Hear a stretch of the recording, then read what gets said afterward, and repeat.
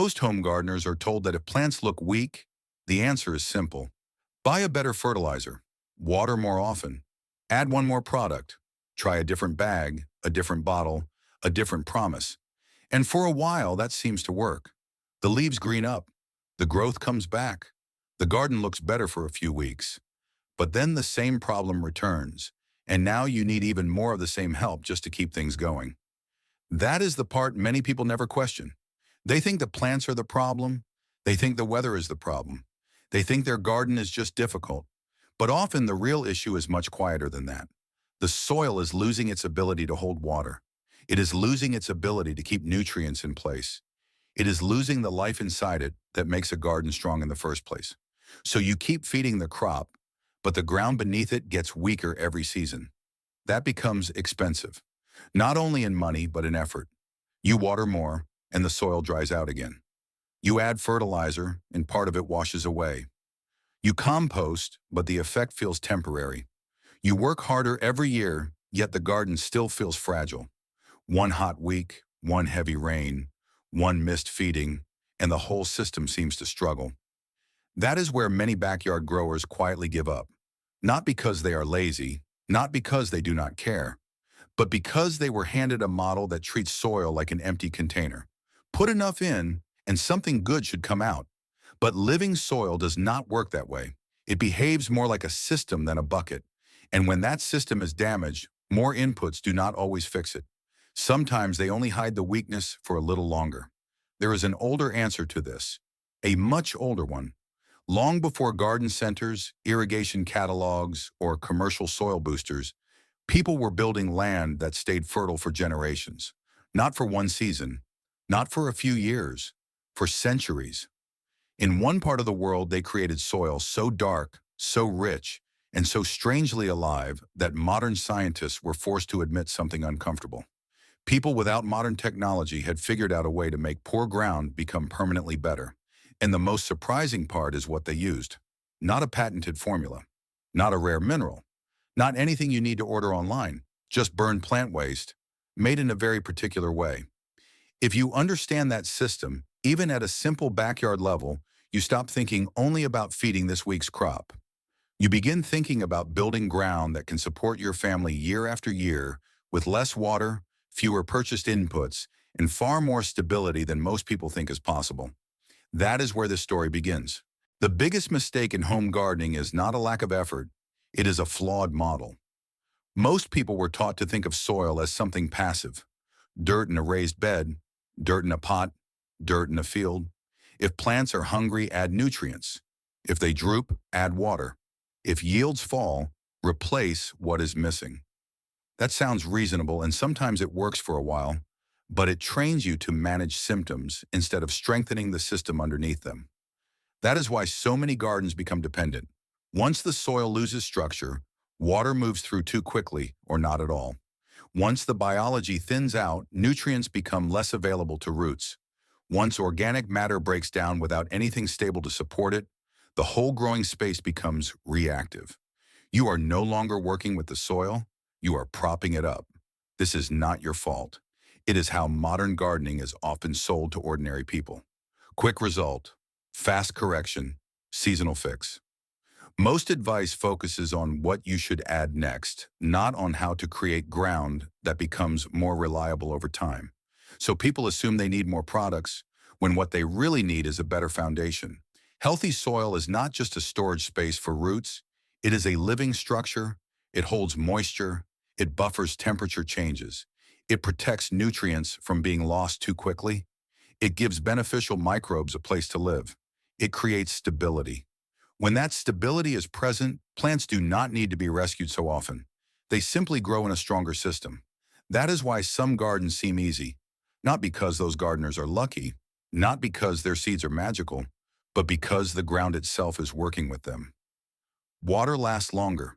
Nutrients stay where roots can reach them. Microbial life supports growth in ways you cannot always see, but you can definitely feel by midsummer when your bed is still producing and someone else's is already tired. The hard truth is this: many people are spending money to replace functions that good soil should already perform. If your ground cannot hold water, you compensate with irrigation. If it cannot hold nutrients, you compensate with feeding. If it lacks life, you compensate with products that promise to wake it back up. That becomes a cycle, and cycles like that can keep a gardener busy for years without ever making the garden truly resilient. The better path is slower, but it is stronger. Instead of asking, what can I pour onto this bed right now? You start asking, what can I build into this soil so it works better next year than it does today?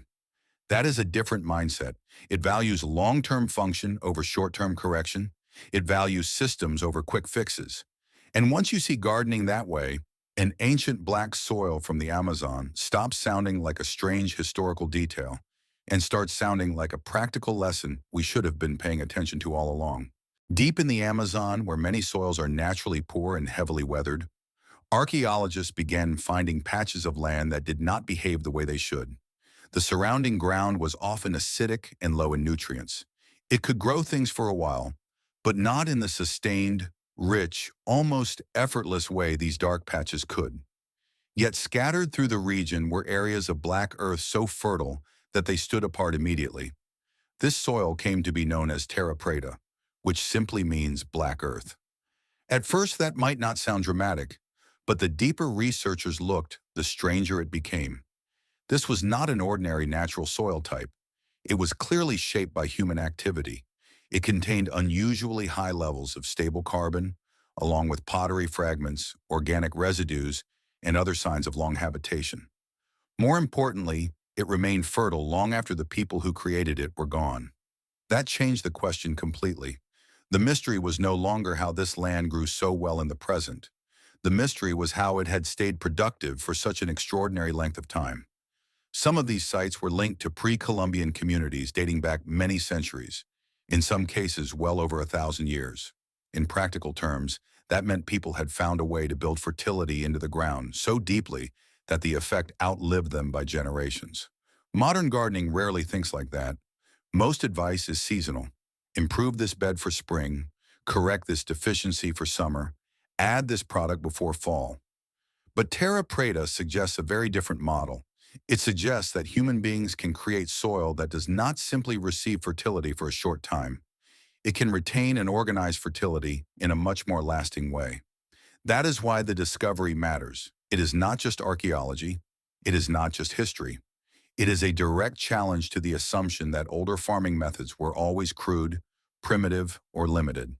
In this case, people living without industrial tools appear to have built soil systems that modern growers still struggle to reproduce at scale, and they did it in one of the most difficult environments on Earth. That detail matters because it makes the lesson stronger. If this had happened only in naturally rich farmland, it would be less surprising. But when poor tropical soils are transformed into something unusually fertile and durable, you are looking at more than luck. You are looking at a method. Scientists did not find a miracle substance buried there. They found evidence of a practice, a repeatable human action, something ordinary enough to be done again and again, but powerful enough to reshape the character of the soil itself. That is what makes this story so compelling for a backyard gardener. Because once you remove the distance of time and place, the real message becomes clear. The old question is not, how did ancient Amazonians live? The more useful question is, what did they understand about soil that many of us still ignore? The answer begins with fire, but not the kind of fire most people imagine. When people hear that ancient black earth may have started with burned plant matter, many of them picture a simple ash pile. Burn some branches, scatter the remains, and somehow the garden becomes rich. But that is not the system. Ordinary burning destroys too much. If the material burns all the way through in full oxygen, much of the carbon escapes into the air, and what remains is mostly ash. Ash can have uses in small amounts, but it is not the same thing. What made Terra Preta different was not just that something had been burned. It was how it had been burned. This is where the story becomes surprisingly practical. When wood stalks, husks, or dry garden waste are heated with very limited oxygen, they do not burn in the usual way. Instead of turning rapidly into flame and then ash, much of the material is converted into a carbon-rich structure. Lightweight, dark, full of tiny pores, stable enough to remain in the soil for a very long time. Today we call that material biochar. That word sounds modern, but the idea is ancient. And once you understand it, many things begin to make sense. Why the soil stayed dark, why it held onto fertility, why it supported life so well, why it did not fade away after a few rainy seasons. The carbon was not there as a passing ingredient. It was there as a framework. That is the part many people miss. Biochar is not mainly plant food by itself. It does not behave like a strong fertilizer that forces rapid growth on its own. Its power is quieter than that. It changes the conditions around the roots. It gives water more places to stay. It gives nutrients more surfaces to cling to. It gives beneficial microbes protected shelter in the ground. In other words, it helps the whole soil system function better. That is why the effect can feel almost disproportionate.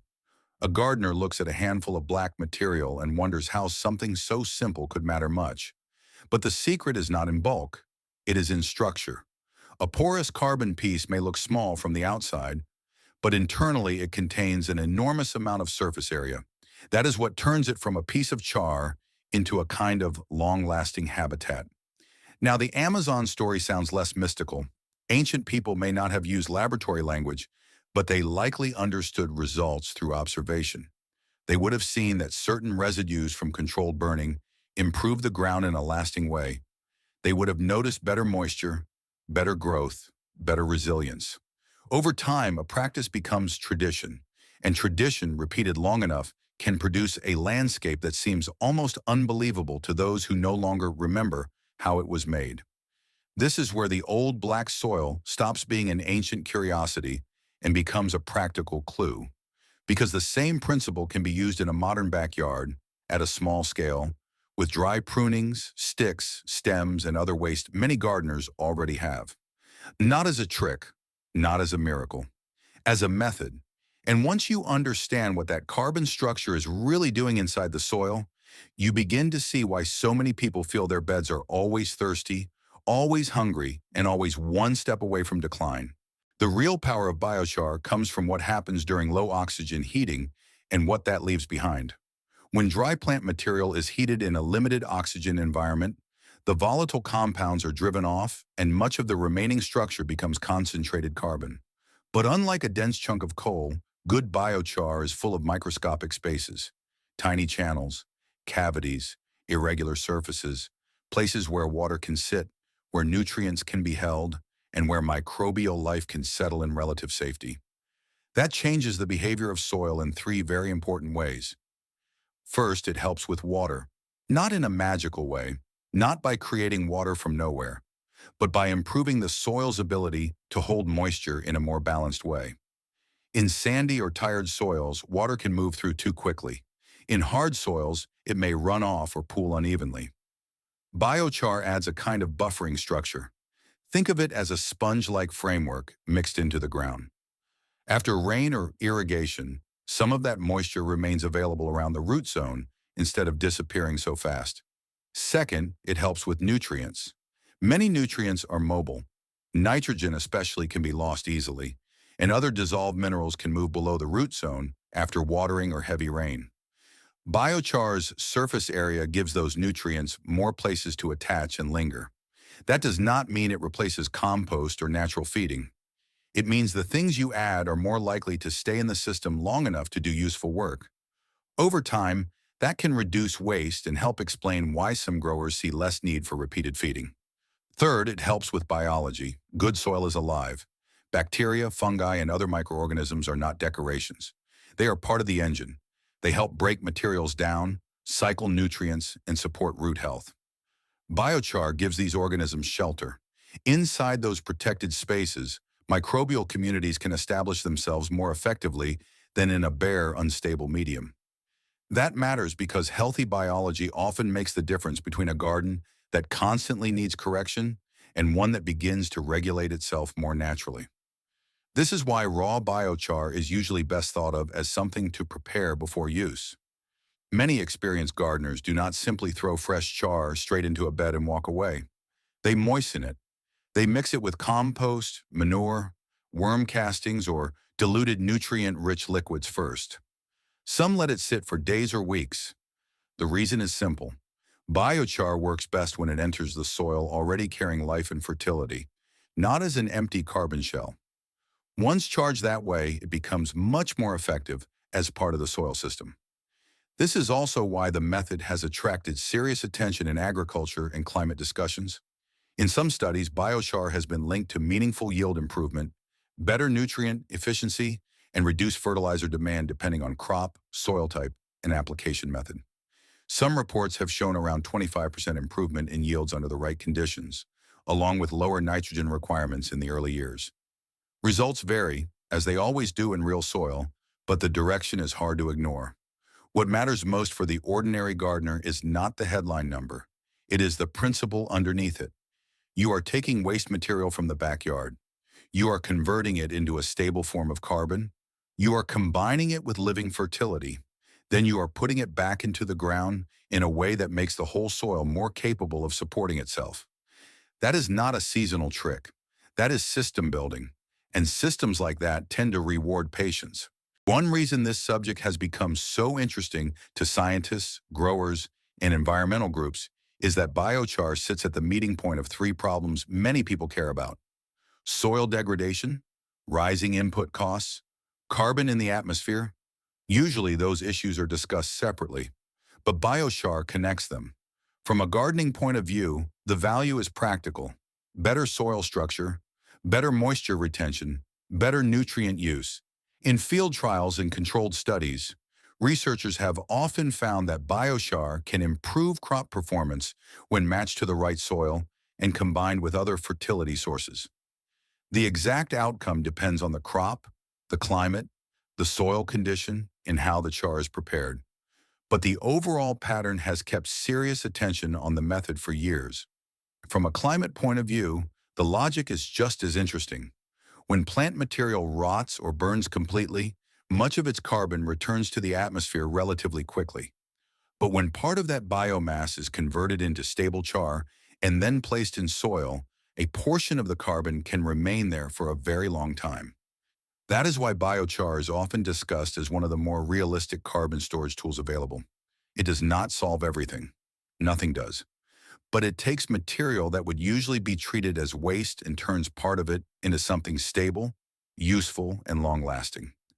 That is an unusual combination. In many modern systems, environmental benefit and practical benefit are treated as if they belong to different worlds. One helps the planet but costs the grower more. One helps the grower but comes with a larger environmental burden. Biochar is interesting because it can do both when handled properly.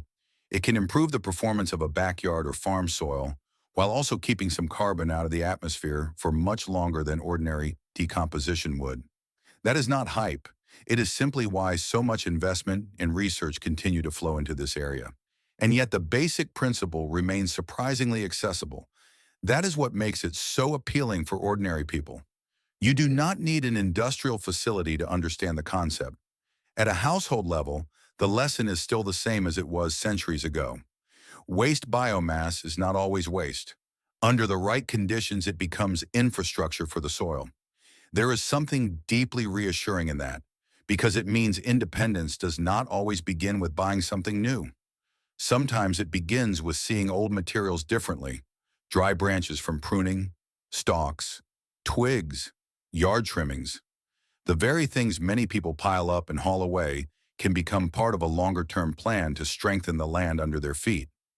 And once you start thinking that way, gardening changes. You stop seeing every season as a new struggle that starts from zero. You begin to see each season as a chance to build capacity, a little more water-holding ability, a little more biological life, a little less dependence on bags and bottles, a little more resilience when weather turns difficult. That kind of progress is not flashy, but it is the kind that lasts. At the backyard level, this does not need to be complicated. One of the simplest ways people make small batches of biochar is by using a basic metal container, often something like an old steel drum or a smaller metal can adapted for safe outdoor use. The idea is not to create a giant fire. The idea is to create controlled burning with limited oxygen so the material chars instead of disappearing into ash. A common low-cost approach is a top-lit, updraft-style burn. Dry biomass goes into the container. Small sticks, prunings, husks, or other untreated garden waste can work well as long as the material is dry enough to char cleanly. The fire is started from the top rather than the bottom. That sounds backward at first, but it helps the upper layer burn, while gases from the lower layers rise through the flame zone. In simple terms, it allows the process to move downward in a more controlled way. You watch it carefully. Too much oxygen for too long, and the char begins to burn away. Too little heat, and the process stalls. This is why small batches are useful when you are learning. You begin to recognize the look of properly charred material. Lightweight, black. Structured, not gray ash, not half-burned wood. Something in between, but stable. Once the charring stage is complete, the process is stopped by quenching with water or covering in a way that cuts off oxygen, depending on the setup. Safety matters here. This is outdoor work. It needs distance from structures, dry grass, and anything flammable. Common sense matters more than speed. After that, the char is usually crushed to a workable size. Then comes the part that many beginners overlook: charging it. Fresh char is best mixed with something biologically active before it goes into the garden. Compost is a good option. Aged manure can work. Worm castings are excellent. Even soaking crushed char in diluted compost tea or another mild nutrient solution can help. Let it absorb moisture and fertility. Let living organisms begin to occupy those pores. When it enters the bed this way, it becomes much more helpful much more quickly. At a household scale, the cost can be very low. If the container is reused scrap metal and the feedstock is garden waste you already have, the main cost is time and attention. Compare that with commercial biochar, which can sell for the equivalent of $15 to $25 per kilogram in some markets. And you can see why the homemade approach has become so attractive.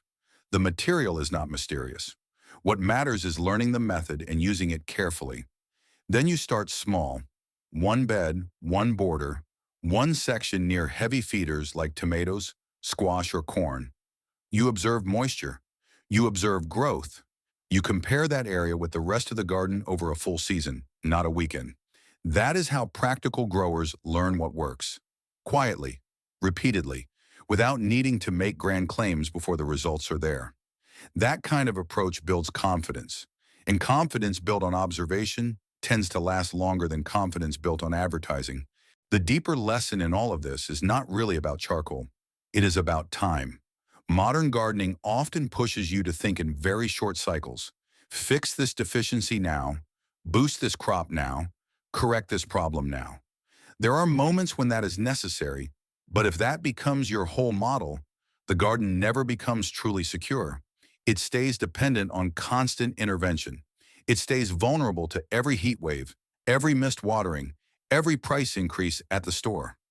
A stronger system asks a different question. What can you do this season that will still be helping you next season, in the season after that? Biochar matters because it fits that question so well. Once properly prepared and incorporated, it does not vanish like a quick feeding. It becomes part of the long-term architecture of the soil. That means the benefits are not only about this year's tomatoes or beans, they are about building a backyard that holds together better over time. More stable moisture, better nutrient retention, more room for life in the soil, less waste, less dependence. For a family that matters, not in an abstract way, in a grocery bill way, in a summer water bill way, in the quiet relief of knowing your beds are getting stronger instead of weaker. Even modest improvements in yield and reliability can add up when repeated over several seasons. A garden that produces more consistently with fewer purchased inputs gives you something many people are looking for now, whether they use that word or not: independence. Not total independence. That is not realistic for most people, but meaningful independence. Enough to matter. Enough to feel that your backyard is not just a hobby space, it is a working system, a small piece of resilience, a place where waste becomes value, where soil improves instead of depletes, and where knowledge replaces at least some of the dependence people have been told is unavoidable. That may be the most powerful part of the ancient Amazon lesson. Those people were not waiting for a company to solve their soil problem. They were observing, adapting, repeating, and building fertility into the land itself. Modern science can help explain why it worked, and that is useful. But the core truth remains beautifully simple. A patient, low-cost system can sometimes outperform an expensive, high-input habit. So if this idea speaks to you, do not try to change your whole property at once. Start with one bed, use one small batch. Mix it well with compost. Watch what happens through heat, rain, and harvest. Let the garden teach you what the old Black Earth taught others a very long time ago. Good systems do not usually announce themselves loudly. They prove themselves slowly.